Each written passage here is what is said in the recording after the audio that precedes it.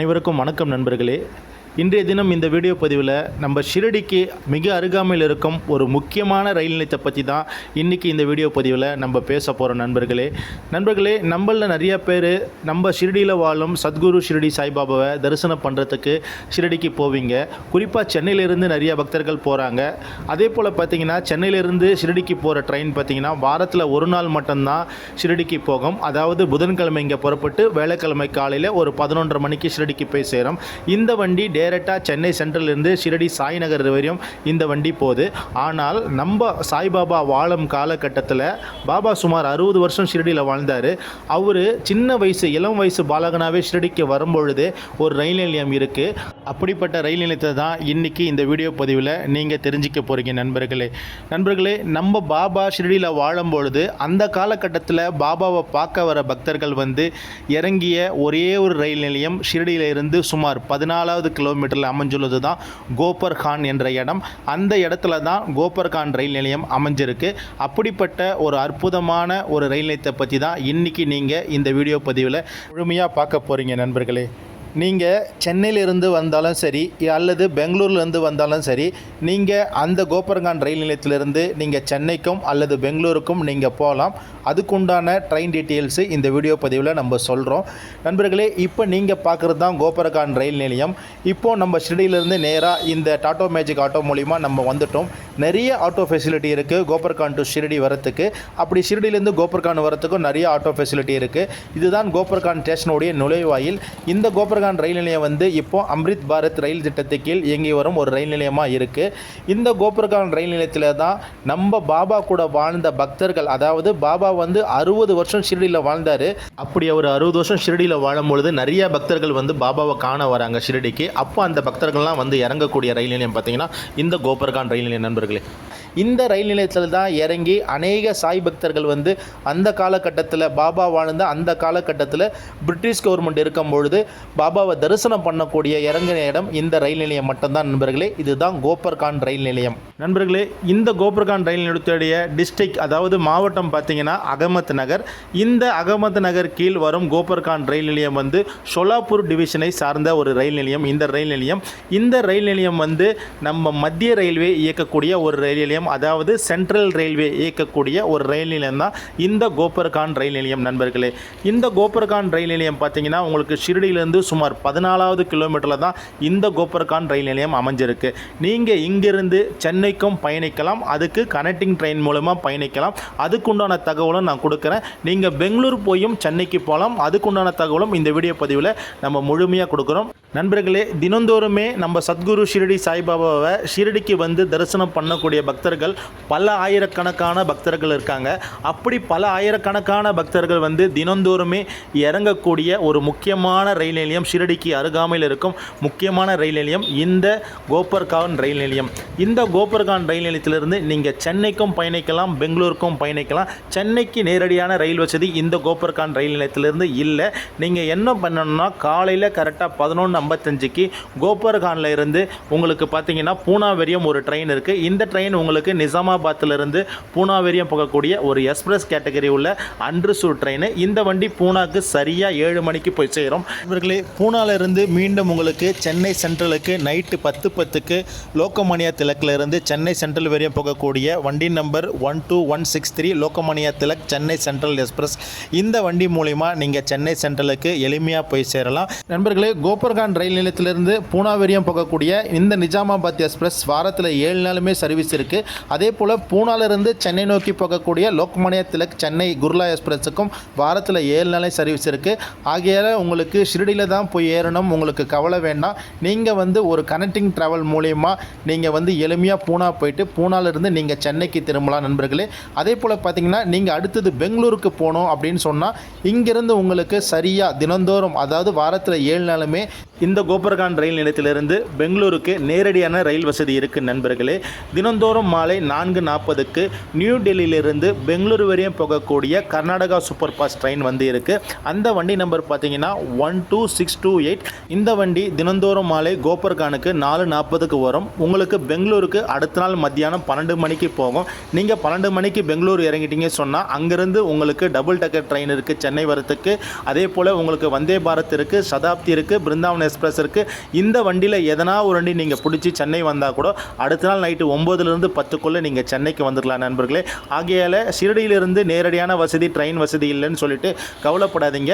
இந்த கோபர்கான் ரயில் நிலையத்தை வந்து பயன்படுத்தினீங்கன்னா நீங்கள் பூனா மார்க்கமாக போயிட்டு சென்னை சென்ட்ரலுக்கும் போகலாம், அல்லது பெங்களூருக்கு போயிட்டு பெங்களூர் மார்க்கமாகவும் நீங்கள் சென்னை சென்ட்ரலுக்கு போகலாம் நண்பர்களே. இப்போ இந்த ஸ்டேஷனுக்குள்ளே வந்துட்டோம். இந்த ஸ்டேஷன் வந்து அம்ரித் பாரத் ஸ்கீமில் இயங்கக்கூடிய ஒரு ரயில் நிலையமாக இப்போ இருக்குது. இந்த ஸ்டேஷனுடைய முக்கிய தகவல் எல்லாமே இந்த வீடியோ பதிவில் கொடுக்க போகிறோம். இந்த கோபர்கான் ரயில் நிலையம் பார்த்திங்கன்னா அகமத் நகரை மாவட்டமாக கொண்டுள்ளது நண்பர்களே. அதே போல் இந்த கோபர்கான் ரயில் நிலையம் பார்த்தீங்கன்னா சோலாப்பூர் டிவிஷனை உள்ளடக்கியது. இந்த சோலாப்பூர் டிவிஷன் பார்த்தீங்கன்னா மத்திய ரயில்வே, அதாவது சென்ட்ரல் ரயில்வேயை உள்ளடக்கியது. இதுதான் கோபர்கான் ரயில் நிலையத்தோடைய பயணச்சீட்டு கொடுக்கும் அலுவலகம். இங்கே பார்த்தீங்கன்னா உங்களுக்கு லோக்கல் எக்ஸ்பிரஸ் ட்ரெயினுக்கு தனியாக கவுண்டர் வச்சுருக்காங்க. அதே போல் பார்த்தீங்கன்னா உங்களுக்கு ரிசர்வேஷன் கவுண்டர் தனியாக வச்சுருக்காங்க. அங்கே ஆர்மி மேன்லாம் நிற்கிறாங்க, நீங்கள் பார்க்கலாம். இப்போ இந்த கோபர்கான் ஸ்டேஷனுக்குள்ளே போயிட்டு இந்த ஸ்டேஷனில் இப்போ அம்ரித் பாரத் ஸ்கீமில் என்னென்ன புது திட்டங்கள்லாம் வந்திருக்கு நம்ம பார்க்கலாம். இந்த ஸ்டேஷன் வந்து ஷிரடியிலிருந்து கரெக்டாக 14வது கிலோமீட்டர் தான் இந்த கோபர்கான் ரயில் நிலையம் அமைஞ்சிருக்கு நண்பர்களே. ஷிரடியில் இருக்கிற சாய்நகர் டெர்மினஸ் ரயில் நிலையம் பார்த்தீங்கன்னா இப்போ 2010க்கு அப்புறமா தான் தொடங்கப்பட்டது.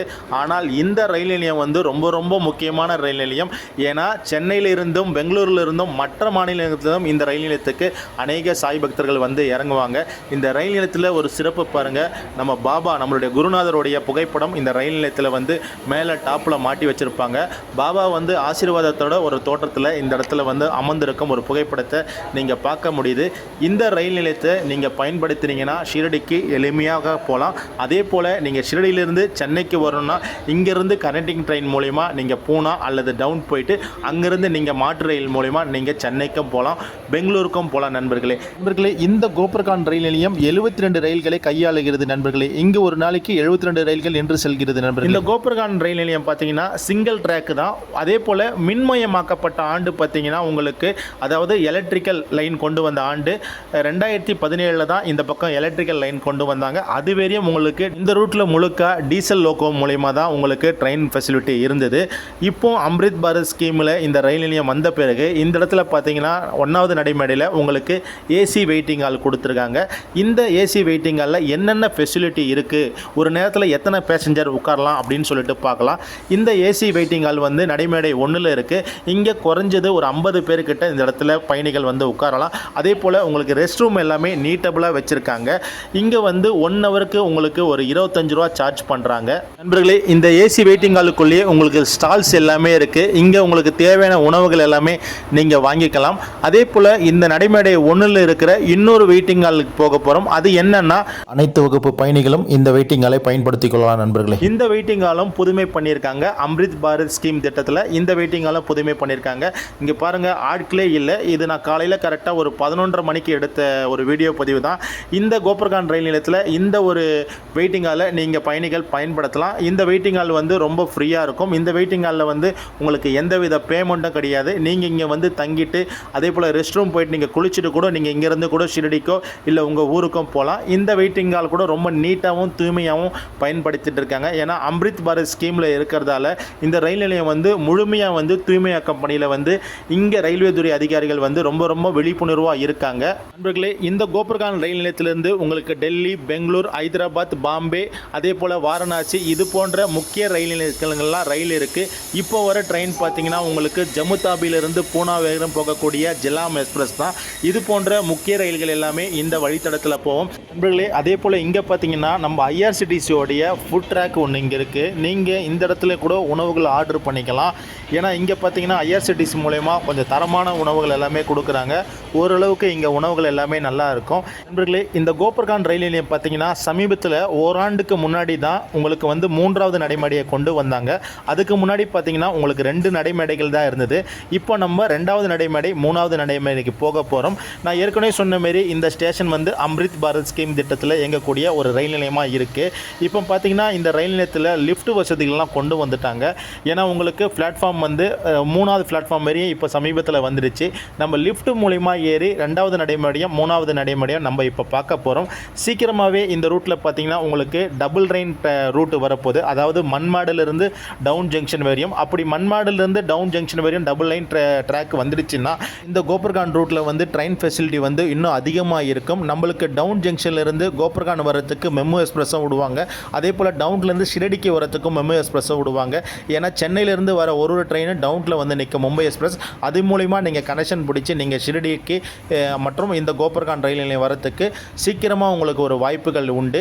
அதனால் இந்த ரூட்டு பார்த்திங்கன்னா முழுக்க இப்போ 2 ரயில் பாதைகள் கொண்ட ரூட்டாக மாற்ற போகிறாங்க. அதாவது போகிறதுக்கு ஒன்று அப்லைன் ஒன்று டவுன் லைன் ஒன்று கொண்டு வராங்க. அது சீக்கிரமே ஒரு ஆண்டுக்குள்ளே எல்லாத்துக்கும் முடிவுக்கு வரும்னு சொல்லிட்டு சென்ட்ரல் ரயில்வே சொல்லியிருக்காங்க நண்பர்களே. ஆகையால் இந்த ரூட்டில் சீக்கிரமாகவே டபுள் லைன் ட்ராக் வரத்துக்கு 100% வாய்ப்புகள் இருக்குது. அதுக்குண்டான பணிகளும் ரொம்ப வேகமாக நடக்குது. இப்போ நம்ம அப்படியே இந்த படிக்கட்டு வழியாக நம்ம கீழே இறங்க போகிறோம். நம்ம லிஃப்ட் மூலிமா மேலே வந்துட்டோம். மறுபடியும் கீழே இறங்குறதுக்கு லிஃப்ட் வச்சுருக்காங்க. இப்போ 3வது நடைமேடையை காட்டுறதுக்காக தான் உங்களுக்கு இந்த படிக்கட்டு வழியாக நான் வந்துட்டு இருக்கேன். இந்த 3வது நடைமேடை இந்த கோபர்கான் ரயில் நிலையத்தில் சமீபத்தில் ஓராண்டுக்குள்ளே தான் இந்த 3வது நடைமேடையை கொண்டு வந்தாங்க. என்னைக்கு அம்ரித் பாரத் ஸ்கீம் கொண்டு வந்தாங்களோ அந்த ஸ்கீமில் நம்ம கோபர்கான் ரயில் நிலையம் வந்து அலாட் பண்ணியிருக்காங்க. அதனால் 3வது நடைமேடை வந்து ஓராண்டுக்குள்ளே 3வது நடைமேடையும் கோபர்கான் ரயில் நிலையத்துக்கு கொண்டு வந்திருக்காங்க. நீங்கள் ஷிரடிக்கு போகிற பக்தர்கள், அதாவது சென்னையிலேருந்து ஷிரடிக்கு போகிற பக்தர்களாக இருந்தீங்கன்னா நீங்கள் ரிட்டன் வந்து பூனாக்கு போகிற மாரி இருந்ததுன்னா தயவு செஞ்சு இந்த ரயில் நிலையத்தை நீங்கள் பயன்படுத்துங்க. இங்கேருந்து ஒரு கனெக்டிங் ட்ரெயின் மூலிமா நீங்கள் பூனா போயிட்டு பூனாலேருந்து மறுபடியும் நீங்கள் சென்னைக்கு போகலாம். இந்த வண்டிகள் உள்ள டீட்டெயில் எல்லாமே நான் இந்த வீடியோ பதிவில் முழுமையாக சொல்லியிருக்கேன் நண்பர்களே. அதனால் இந்த வீடியோவை முழுமையாக ஸ்கிப் பண்ணாமல் நீங்கள் பார்த்து தெரிஞ்சுக்கங்க. மேலும் இந்த வீடியோ உங்களுக்கு பிடிச்சிருந்ததுன்னா ஷிரடிக்கு போகக்கூடிய உங்கள் நண்பர்களுக்கு இந்த வீடியோவை ஷேர் பண்ணுங்கள், கமெண்ட் பண்ணுங்கள், சப்ஸ்கிரைபர் பண்ணுங்கள். மீண்டும் ஒரு அடுத்த பதிவில் அனைவருமே சந்திக்கிறோம் நண்பர்களே. அதுவரையும் அனைவருக்கும் நன்றி, வணக்கம்.